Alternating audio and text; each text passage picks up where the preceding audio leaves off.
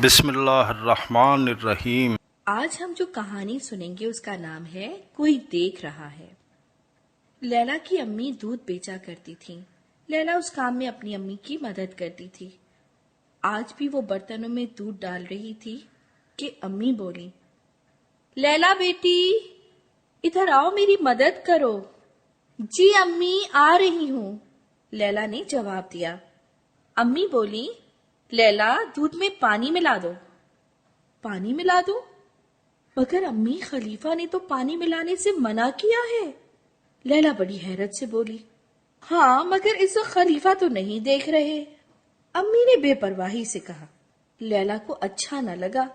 वो डरे बगैर बोली, अम्मी ये नहीं हो सकता कि मैं अकेले में खलीफा की बात ना मानूं, क्योंकि अगर वो नहीं देख रहे तो अल्लाह तो देख रहा है। प्यारे बच्चों, आपको पता है ये सच्ची कहानी है।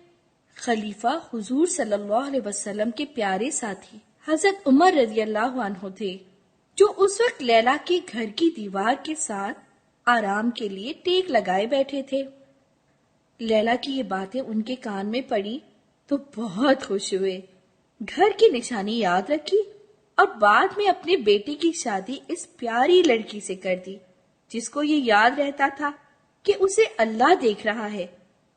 अल्लाह ने दोनों को ऐसी बरकत दी कि औलाद नेक हुई और लैला के नवासे उमर बिन अब्दुल अजीज अल्लाह से डरने वाले नेक खलीफा के तौर पर बहुत मशहूर हुए। देखा बच्चों, अल्लाह से डरने का अजर सिर्फ आखिरत में ही नहीं, दुनिया में भी मिलता है।